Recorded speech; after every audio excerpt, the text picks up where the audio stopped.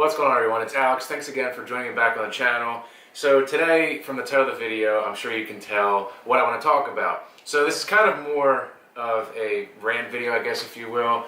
I've been noticing these things a lot more, and I know this is seen everywhere, but I've just been noticing it more down here. Like I said, the car scene I think is a lot bigger, and I've just been doing a lot of driving between going back and forth to family's house and to work. So let me start off by saying I don't intend to offend anybody or hurt any feelings, but I think this is just something that needs to be kind of addressed, and I really think the car scene kind of needs to make a little bit of a turnaround to kind of what it used to be. And I know some people will definitely disagree with me, but there's also a lot of people that agree that the car scene has just gotten way out of hand.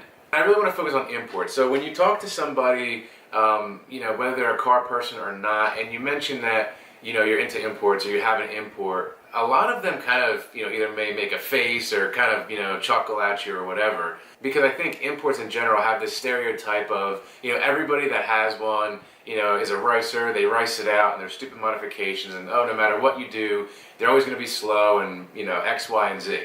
I'm somebody that enjoys all cars, imports, domestics, exotics, whatever it may be. I have, multiple cars that I like in each category. But I think as someone who owns an import, I think as a group, we're just giving the car scene just a really bad name, and again, specifically for imports. When you look at the trends that are around today in the car world, it makes me kind of laugh and kind of wonder, like, where did this stuff come from and why are so many people drawn to it? And I think the things that stand out for me is the whole stance movement. I just really don't understand it, and even me, I know how cars work and I'm into cars, but I look at a car like that and it's like, I just think your car looks broken. I mean, when your wheels and tires are like this and, you're half an inch off the ground and every bump you go over, you're scraping your fenders. I mean, why is that something that people want to do? Like, why is that a cool thing? I mean, I don't know. Like, explain to me the rationale behind that, because I just don't get it. And I'll use the Z, for example, since I have a 350, and I hate when you see one that's relatively clean looking and good shape, and then it's slammed to the ground, cambered out, and it can literally make no use of any of the little bit of performance that it was originally intended to have. I mean, I think it'd be great to get back to the days where people actually put time and money into their car to make it faster, make it perform better. I mean, I know for me, that's why I got into, modifying cars. Obviously, I like a car to look good, and we all have different interpretations of what that is, so I guess that's why some people like this look.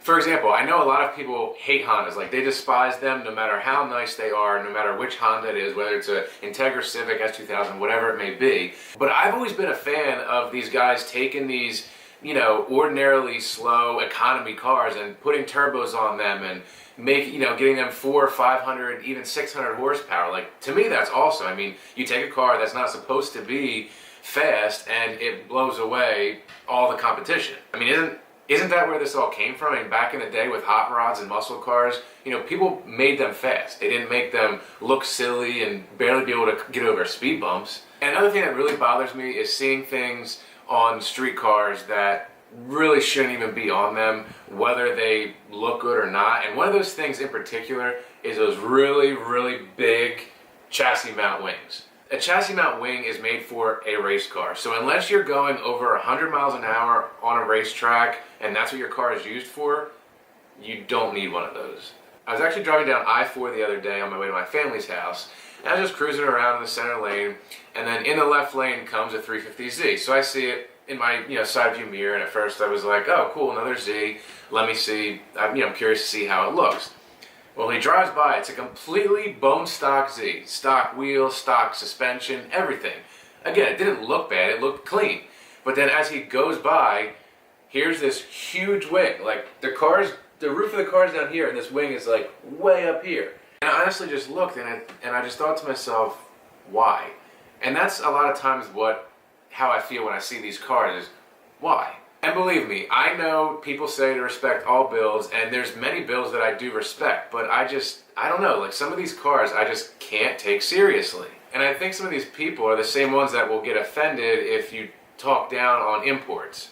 But at the same time, they're the reason, or part of the reason, why people have these preconceived notions that imports are just, riced out pieces of junk. And I'm not saying you have to go out and buy a GTR or a Supra and spend all your money. If you have a Honda, an older Z, whatever it may be, that's fine. My 1998 Acura Integra is completely bone stock, and it's an amazing car. It's reliable, you know, it looks decent for its age. And if you want to do some stuff, throw some wheels on it, lower it a little bit, you know, but, you know, don't put like this loud, you know, fart cannon on it. And like, noise doesn't mean horsepower. If you legitimately want to, you know, increase the power of your car and the performance of it, you know, get quality parts that have R&D behind them. They're actually made to increase performance and power. You know, your exhaust doesn't have to blow your eardrums to make power. I don't know, as mad as this video may make some people, that's kind of how I feel when I see these cars. So I don't know what to say. You know, I think as someone who has been into cars for many, many years and is really into the performance end of things, it just kind of makes me, you know, wonder and shake my head when I see these cars. Again, especially for ones that are meant to have some form of performance. I wish as a group we can kind of turn this around and really get back to the roots and, you know, give imports a better name. I mean, let's show people as import owners that we can build quality cars that, you know, either perform well or look really nice. You know, like I said, I really miss going to car shows and seeing, you know, high horsepower builds or, you know, cars that are built for the track with, you know, wheels and tires that actually fit. I don't know, let me know what you guys think, and you know, let me know if you agree, disagree. Like I said, this will probably, you know, piss off a few people, but I think I just needed to say it. It's, like I said, I've been seeing a lot of modified cars lately, and ones, you know, 90% that are, I don't know, I feel like less than tasteful.